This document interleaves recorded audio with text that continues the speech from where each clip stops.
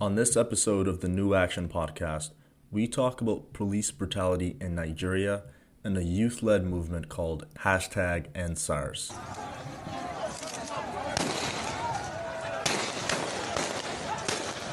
We want justice.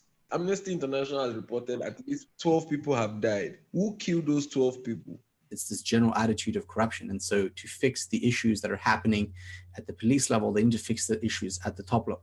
Welcome to the New Action podcast. I'm Alfred Bergeson, a member of the Prime Minister's Youth Council and the founder of Collective Action. And I'm Tristan Olaf, the co-founder and managing director of Nouvelle News, a youth-driven news and media platform amplifying stories that matter.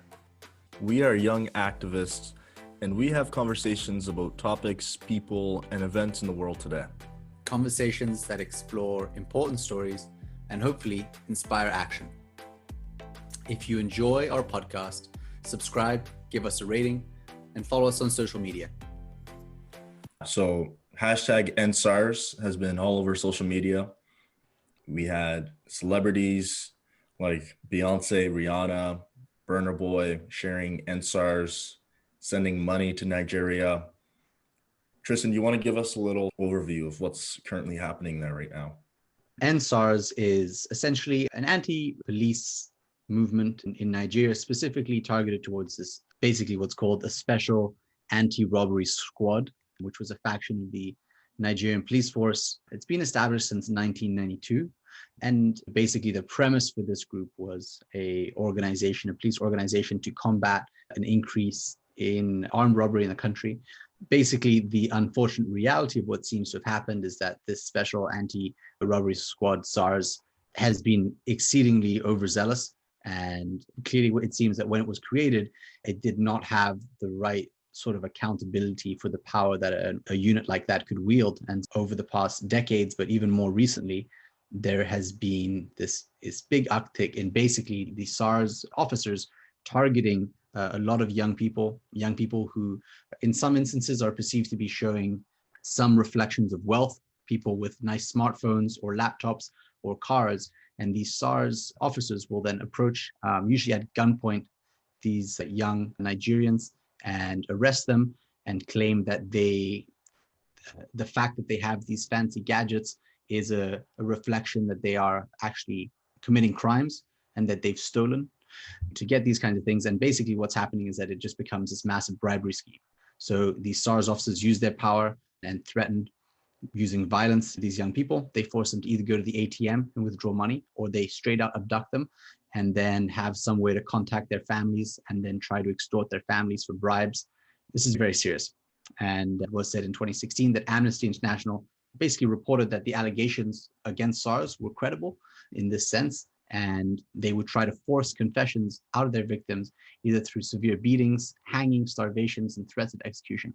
So very serious stuff. But now this is something that's flared up even more recently with this #EndSARS protest, which I really first truly heard about when Alfred started speaking to me about it. What did it seem like on your end? What did you learn about the EndSARS protest, and how has that kind of developed over time? I have a very close friend here in Halifax. His name is Olu, and Olu moved to Canada, I think 2 years ago, just to start his master's degree at a university in Halifax. And so Olu and I have been friends for the past little while, and his family's still in Nigeria. And while he's here, every now and then we'll talk about how things are back home. And recently, Olu sent me some social media posts about what's happening in Nigeria. And there was a point last week where Olu just said things are getting out of hand.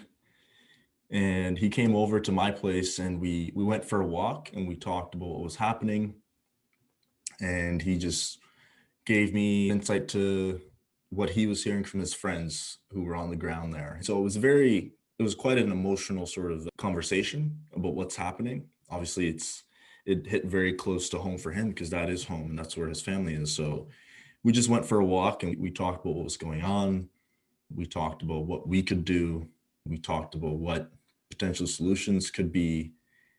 And that led to us launching another collective action campaign, which was End Police Brutality in Nigeria, #EndSARS.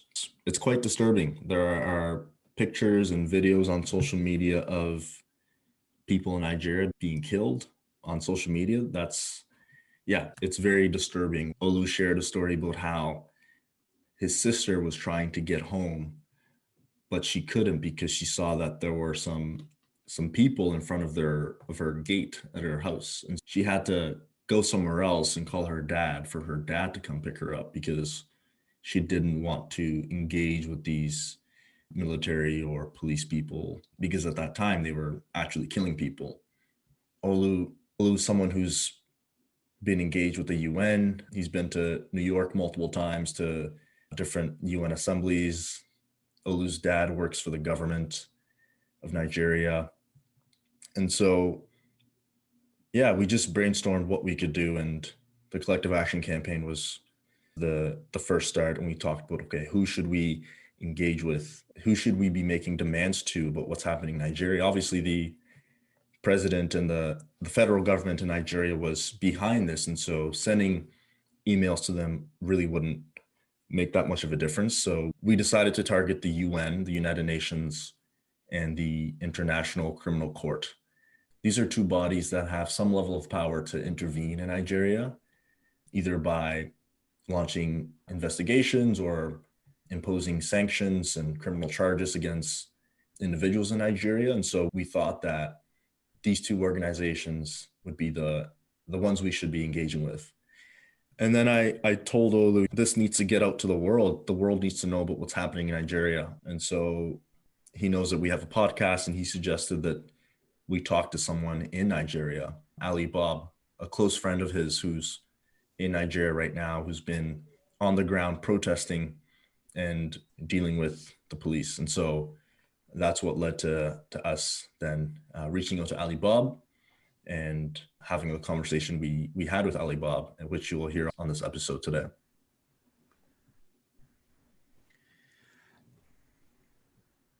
I think that one thing that's important before we hear from Ali Bob is just hearing the sort of timeline of where this has been taking place. On October 8th in Nigeria, so earlier on this month, there was the first set of peaceful protests around police brutality, having basically this video being circulated online of a SARS operative killing a man.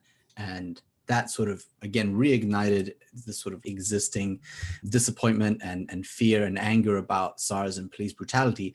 And I think, as we mentioned early on, online discussions in Nigeria and around the world really helped to propel this since October 8th into million people strong demonstrations all around Nigeria, in the north and the south.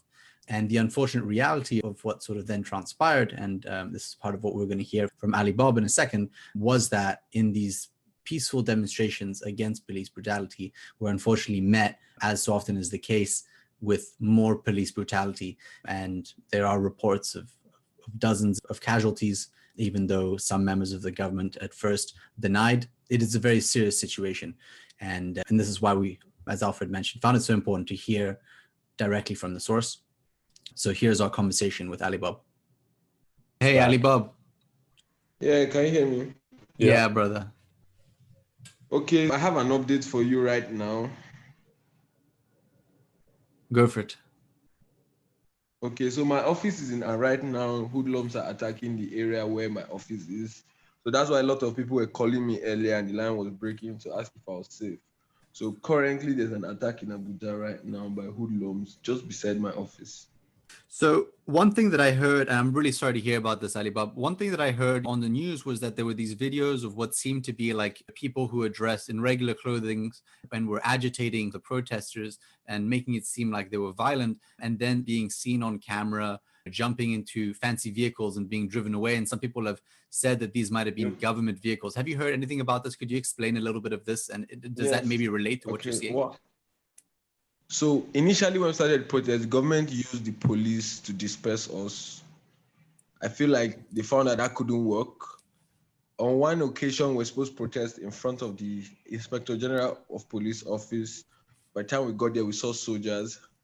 So at that point, the government were out of options. So we can state categorically that these people got sponsored hoodlums to try and frame our protest to be violent. Because what happens is they came in government buses. So how can we say hoodlums, as they are trying to tag them, got into the Federal Capital Territory, that's the capital of Nigeria, that's Abuja. They were able to get in here with government bosses, and they were able to cause that much chaos. And the police that was always around to disperse peaceful protesters were not there. So these are clear indications that the government is not coming out with their hands clean on these issues. And also, as I'm going to say, is that we were able to apprehend one of the hoodlums, because when they attacked us, we were quite a number. So we were able to apprehend one of them. And he told us that some lady in Abuja called them and told them that they have a job for them to do, to come and disperse protesters. And they gave them 1,500 naira each. 1,500 naira each. And at the point where I have the video of this, I could send it to you. At the point where we were able to apprehend this person, he said that even as at the point where they came to disrupt the protest, they had not even been paid. So you can see that these people are weaponizing the poverty in the land to cause chaos. Wow. And just to confirm, from what you've seen, the protests were not violent. They were peaceful demonstrations. So we went to protest, and we let people that had medical emergencies pass. We gave food to the policemen. So I have two more quick questions for you, and I'm sure Alfred will have some. But the first one is, so obviously you have been here on the ground, you see what's going on, you've taken videos, incredible, and also disturbing what you're saying about having been able to speak to one of these agitators. But my question for you is, what is it that you are hearing from the government? What are they saying about these protests? Like, how are they characterizing them? And is it the reality? The government is being clearly dishonest. They are not telling us the truth about it. Because, for example, I'll say Lagos State Governor said that what happened in Lekki, there was no casualty. That is a clear lie, because I watched it live on Instagram, where people died. They are dead bodies. Those people have families. Those people have names. They've come out to say, yes, we have people in the hospital. We have people that are personally hit. And for the government to come out and say there were no casualties, that's clearly dishonest. Let's even take, for example, in Abuja here, what has been happening. The government is saying they've met our demands. What demands have they met? What demands have they met, really? Because in Nigeria, survival is very difficult, and these SARS people, these SARS tactical units, let's say they are very notorious and they are rogue units. So almost everybody in Nigeria has a SARS official that they call when they're in trouble, because it's only them that can save you for themselves. You can't even call any other person to save you from SARS. So I have a personal SARS contact. A day after the IG announced the disbandment of SARS, I called him, and what he told me clearly was there is nothing that's happening to SARS, that they are still very much on ground, that they just told them to lay low for a bit and they will be back. And that is just me. A lot of other people had contact with SARS who have told them that, oh, there's nothing that's happening. Okay, let's even agree that the government has disbanded SARS. That's not good enough. Who was in charge of SARS? Let's agree that SARS was failed. If there's a failed unit, we need somebody to be sacked. We need people to lose their jobs. We need people to be held accountable, because these people have killed people. We need people to be suspended. We need people to be jailed. We need people to face justice. None of this has happened. You get what I'm saying? So the government is being very dishonest, in my opinion, because you can't say you have met our demands when you have clearly not met our demands. As of yesterday in Lagos, SARS officials were still on the road. That's as of yesterday in Lagos. Can you see where we're saying that the dishonesty of the government is making matters worse? Because if the government can come out clean and tell us what is really happening and what they've done, we will know that, okay, yes, what follows the announcement? We want justice. Yeah, and during this protest, at least Amnesty International has reported at least 12 people have died. Who killed those 12 people?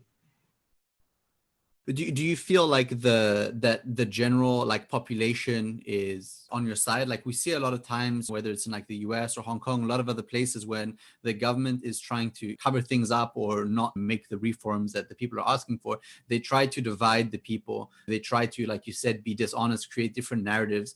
Do you feel like the majority of the people in Nigeria understand why people are protesting and are against the government on this issue? We have the support of the Nigerian population 100%.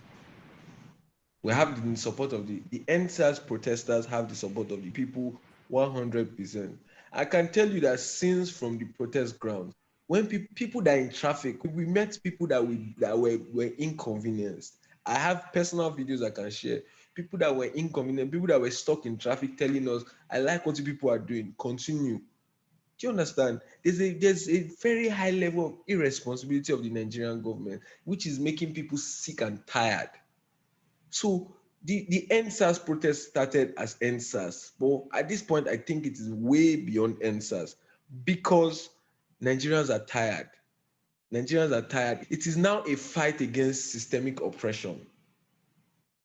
It's not a fight, it's not because SARS was the catalyst and SARS was oppressing a lot of Nigerians. So now every Nigerian that has been oppressed in any way is using this opportunity to vent. And if you're looking at it logically, you can't blame them. These are people living in abject poverty. No food, no, on the protest grounds, people are there saying, oh, the government did not give us job, the government did not give us anything, we are jobless, we are coming to protest. And at the protest, we're making food available for protesters. So you imagine people were coming to protest because they could eat at the protest grounds. That's how bad it was. Homeless people joined protesters because they are homeless. They have found a family with protesters who stay there, will protest from morning to night, will sleep there, will eat there. That's the situation of things. Nigerians are in total solidarity with the movement. Nigerian government should, rather than use tactics to cause stir and cause unrest in polity, Nigerian government should meet just the demands are not too serious. These demands are, I even feel like these demands are too basic. What are the demands that have been put forward? Can you share those with us? And if you think these demands are basic, what needs to happen next after these demands are met? Okay, let me can you share share that those with with us? you. That a 5-point agenda that came out. And let me read the first point. Immediate release of all arrested protesters. That was the first one. To an extent, some have been released. I would say the government have released some of them. The second point is justice for all deceased victims of police brutality and appropriate compensation for their families. They've not gotten justice, they've not gotten compensation. So the second point on the list has not been met at all. The third point is setting up an independent body to oversee investigation and prosecution of all reports of police misconduct within 10 days. Now, the government has set up some panels and all, but we feel like the government is gaslighting us because you don't need to set up committees and panels. We have government agencies for this. We have the National Human Rights Commission. The police force have their own disciplinary. You don't need to come and try and gaslight us and tell us you're setting up a panel for this. You're setting up. You have all these agencies. These are fully funded government agencies that are supposed to address these issues. So when these issues come and tell us you're setting up another panel, and that panel will be paid with taxpayers' money, don't you think that is the government trying to play smart? That's the third point, and that was within 10 days. And we've not really seen, I would say that this third point has not been met. The fourth point is, in line with the new police act, psychological evaluation and retraining of all disbanded SARS officers before they can be redeployed. Yes, the government has claimed to train some of their officials, which is true. I can verify that some of them are undergoing training currently. I can verify that. I've spoken to a police officer that told me, yes, they're undergoing training. Some of them are undergoing training. But also another thing is, how good is this training? How efficient is it? Let's agree that, yes, they are being trained. They're being retrained. But they've not gone for psychological evaluation, which I'm sure about. The fifth, are you with me? Yeah. The fifth point is increase police salary and welfare, which has not been met. Because we're also fighting for the police force. the police force is underfunded. Even the funds that are allocated to them are largely misappropriated. So we're also saying that we need these people to be properly compensated, and they should have good welfare package. So these are the 5 points. As much as this 5 point agenda do not speak for everybody, but this is a 5 point agenda that the majority of the protesters could agree with. And even at that, the government has not met it. And these are very reasonable demands. They're very basic. They're very targeted here. And I think the important thing is you're not asking the government to find a huge amount of money. There's so many different things, from corruption overhaul to social welfare, to all these kinds of things. You talk about the issues of homelessness that need to be dealt with. But I think it's important to see that the demands are still looking at the impact of SARS. But I think maybe something that for a lot of our audience here is in Canada that they could appreciate to understand a little bit more.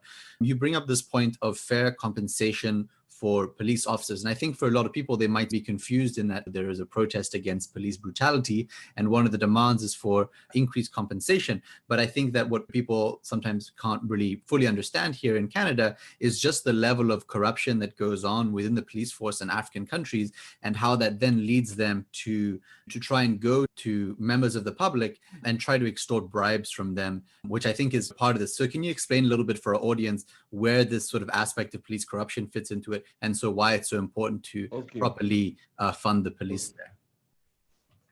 Okay, for example, there's the police academy, which trains it's like a proper school for the police force.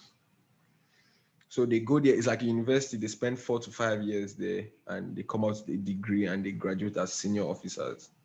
And while they are even at that training, while are they at the school, they're supposed to be paid salaries, like stipends for undergoing the training for 4 or 5 years, for as long as their course goes. I can tell you categorically that I know of somebody that finished 5 years there without getting 1 naira from the government. So he spent 5 years in police academy, supposed to be paid stipends, was not paid for 5 years, and now he's in the police force. Although they are paying him now, he has an arrears for 5 years. Do you understand what I'm saying? How do you expect such a person to survive? If he did not have family members and friends that could sustain him within that 5 years, what did you want him to do? That's one side of it. We have junior police officers earning less than $150 a month. A month. We have police officers earning less than even $100 a month. Or about 100. Do you get what I'm saying? Yeah. So how do they get by then? Yeah, that's the issue. Those are the issues we are raising, that nobody that is supposed to enforce law and order should earn money like that. That's another thing that I'm saying, that this ENDSARS protest is sparking a lot of other conversations, because the government can come and say, yes, the Nigerian government is facing a recession, there is no money, but yet we have government officials that are overpaid. The Nigerian legislature is one of the highest paid legislatures in the world. The Nigerian executive have benefits of that I'm sure the American presidents cannot even have. Do you understand what I'm saying? So these issues are issues that we are dragging attention, that we understand that the police officers are human beings too, and they need to be well compensated to carry out their jobs. Because when you talk to police officers personally and they're like, see, we don't like what is going on, but we have no choice. We have to obey orders or we lose our jobs. Jobs are not even paying them well. They have to hold on to it because that's their means of survival. So that's why we're advocating that these people are Nigerians too. These people they are putting themselves in danger. They deserve to earn a better living. The narrative of our protests being violent can never fly, because one of our demands is better compensation. During our protests, we fed policemen. We had budgets to feed policemen. We gave them food, we gave them drinks, we gave them water. You understand what I'm saying? So the agitation is right now moving beyond SARS, and is moving to we're agitating for a more conducive Nigeria where everybody can live comfortably and happily. It's not we are going big. Nigeria is 60 years. Nigeria turned 60 this year.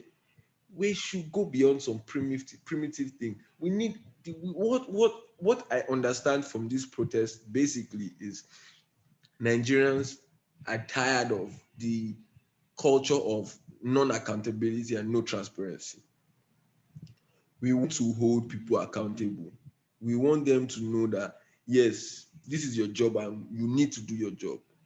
Ali Bob, thank you for sharing this. Do you think that is something Nigeria can do on its own? Does Nigeria need support, and what does that support look like in order to achieve what you're talking about? I think it's a Nigerian problem that should be solved by Nigerians. I feel like if the international community wants to help, we can point out the people in charge of these things. They can sanction them individually. We were not calling for sanctions on our country because we are the ones that will suffer it eventually. The ruling class will still enjoy if Nigeria is sanctioned. The people in power will still live their life. So we're not calling for international help on sanctions. What we are saying is if the international community really wants to help us, we are calling on sanctions on particular government officials. Yes, we want sanctions on individuals, particular individuals in government responsible for these irresponsible actions to face sanctions. Let them know where to do business out of Nigeria. Let international communities confiscate their property. Yes, that's what we want. We do not want anything that affects the country and general public, but we want targeted sanctions at these people.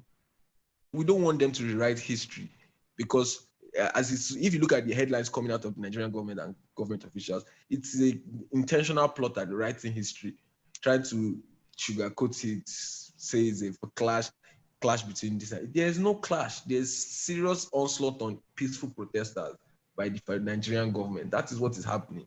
So we want the international community to say the facts as it is and targeted sanctions.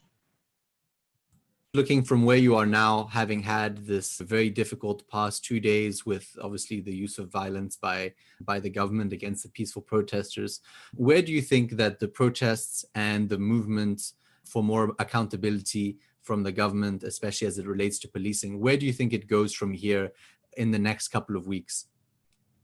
If you asked me this question 3 days ago, I'd have said, oh yeah, I was one of the advocates of it's time to dialogue.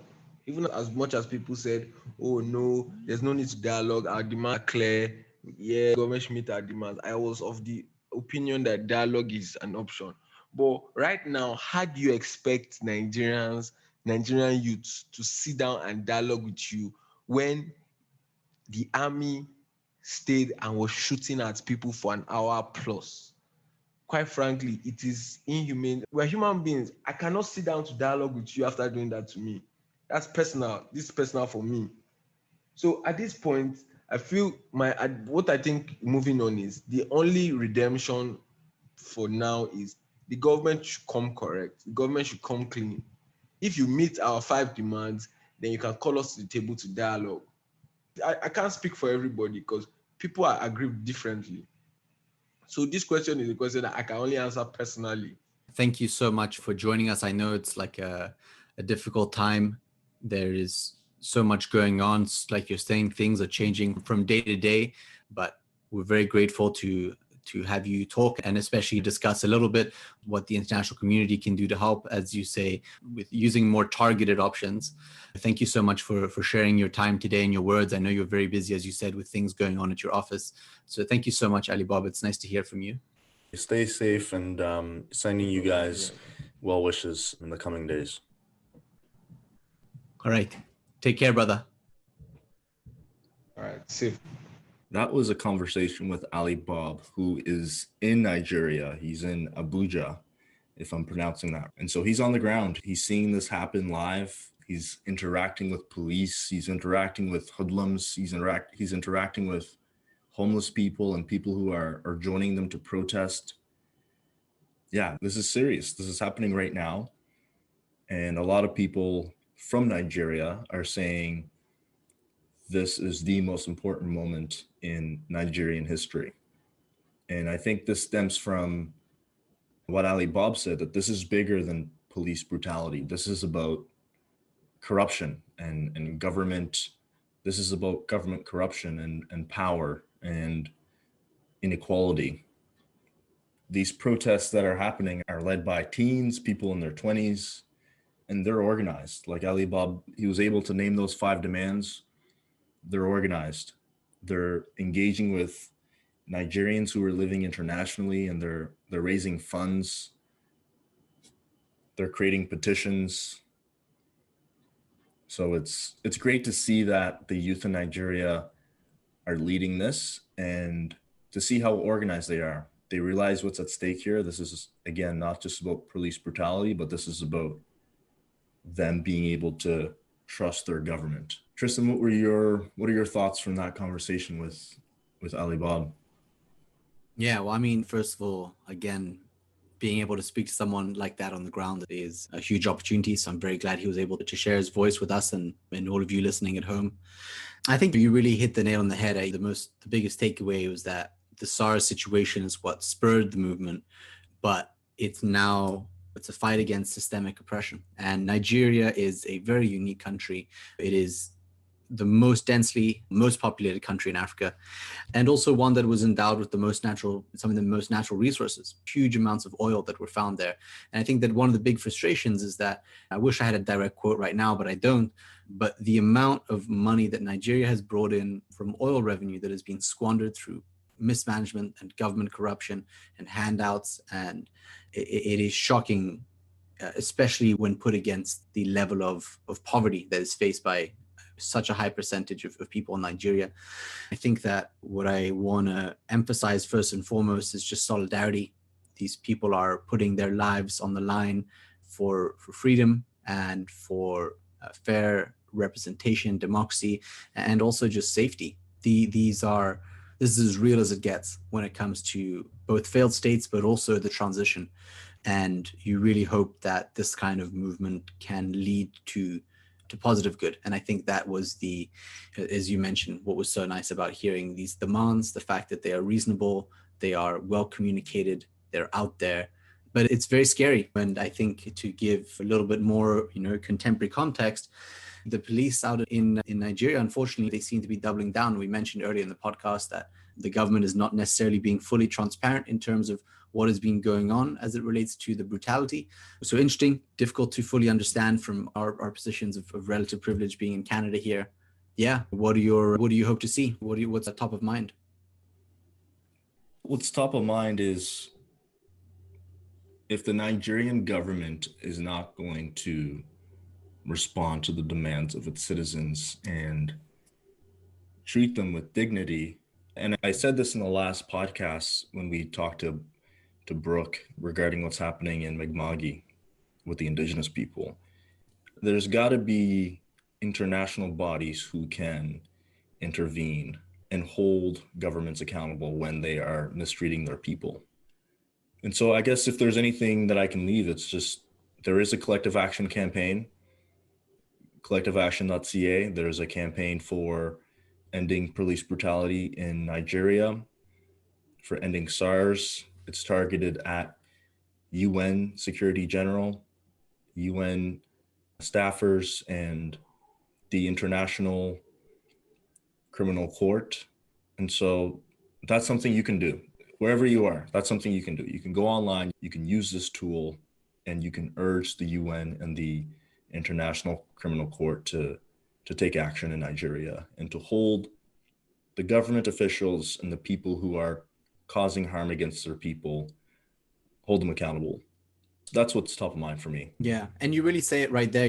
That's exactly what Ali Bob said. Also, in some cases when countries are perpetrating human rights abuses, you see this a lot in the case of Iran, they get slapped with these huge sanctions. But ultimately, oftentimes when sanctions are put into a country as a whole, the impact can be felt hardest by those in poverty, as you start to see just a reduction in the standard of living, sometimes the cutting out of certain aspects of food aid. And so what Ali Bob, really emphasized with that, there are individuals within the government, within the police force, that are powerful but that are culpable for what is going on, and they need to be brought to account. And this is something that, for example, the Canadian government can do as well. There's the Magnitsky sanctions, which allow you to specifically, target individuals, their assets, their ability to move around, and make sure these people who are corrupt in the government, in the police, who are making off with millions, whilst millions of Nigerians themselves are on the streets protesting. We've got to make sure that life is hard for them and that they realize that they need to use that power and use it responsibly. So that's very important. And I think that there are two aspects of the conversation that I think are really worth just a little bit more discussion. I think number one was Ali Bob talking about the fact that he recognizes, and I think he, of course, shares the mindset of a lot of other people on the street. They recognize the role of police in a orderly and peaceful society.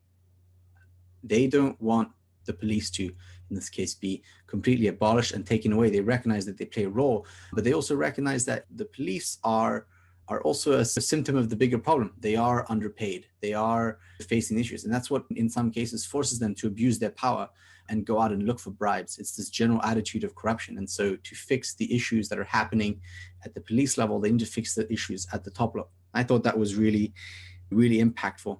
Mm-hmm. And I think it really showed humility that these people protesting, they're out there for their country. They're not out there for themselves. They want to fix the whole problem.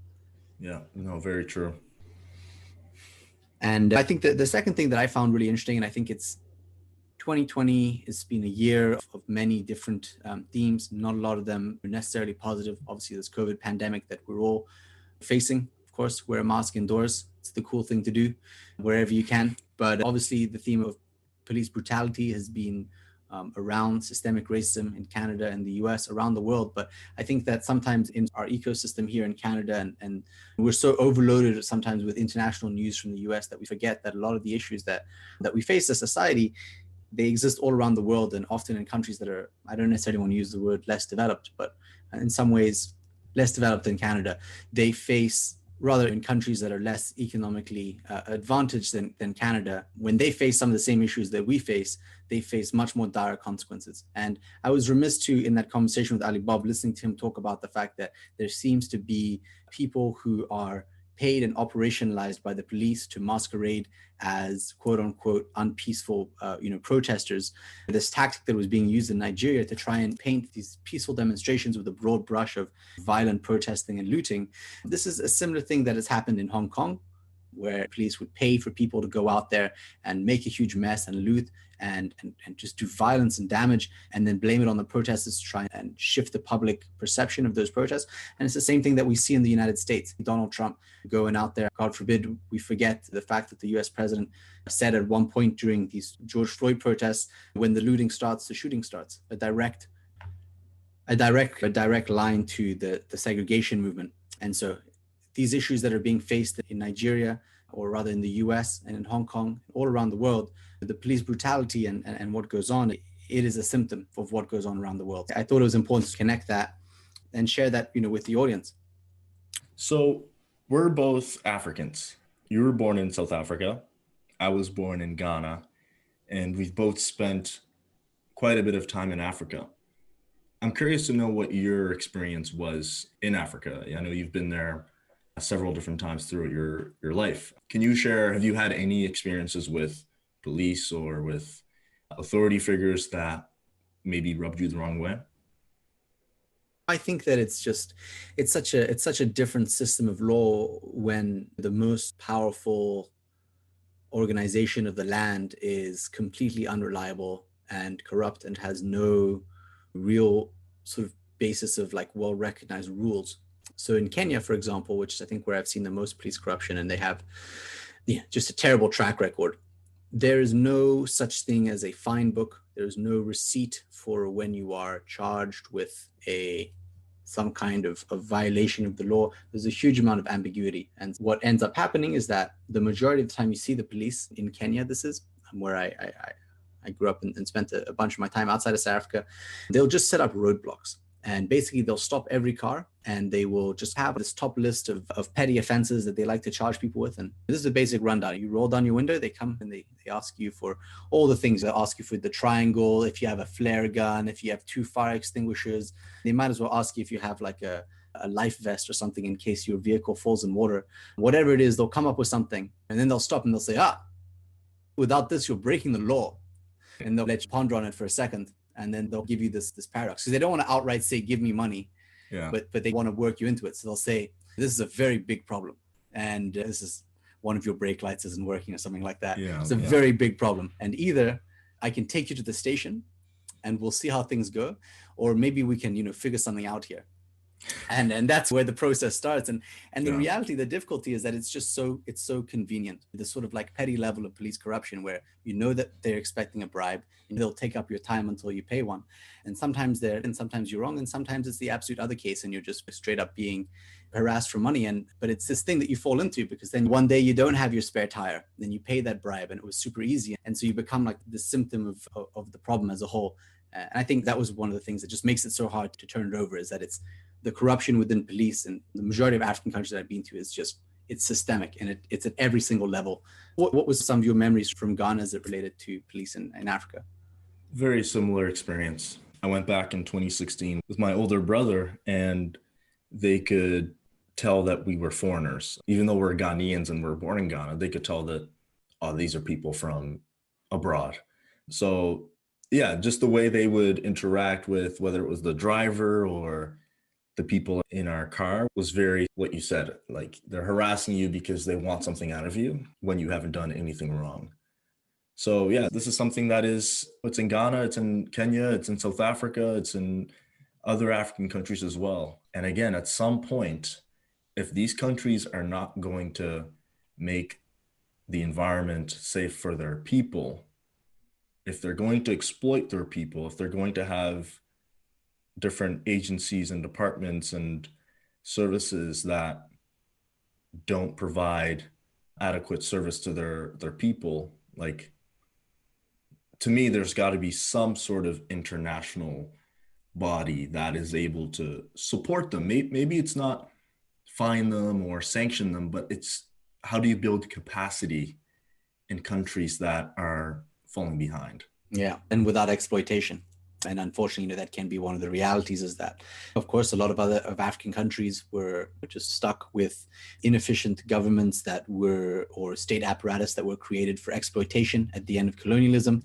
And then the oppressors just left this mess and just said, hey, good luck with it. Here's this thing, democracy, work on it.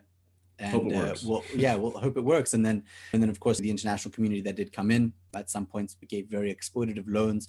It's a very difficult system, and it requires more work. And the reality is that when that work isn't put in at the international level, at the local level, governments and all that, it leads to conflict, it leads to crisis, it leads to unpredictability.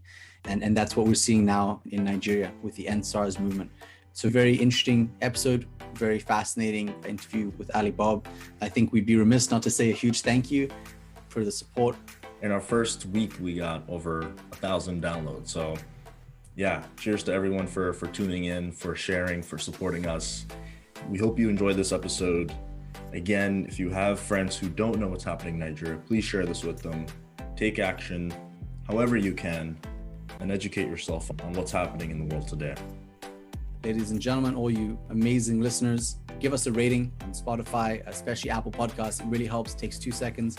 We're already starting to hit some of the Canadian charts, and we want to keep that going. And on our end, what we're going to try to do is provide consistent content, keep you guys engaged and informed.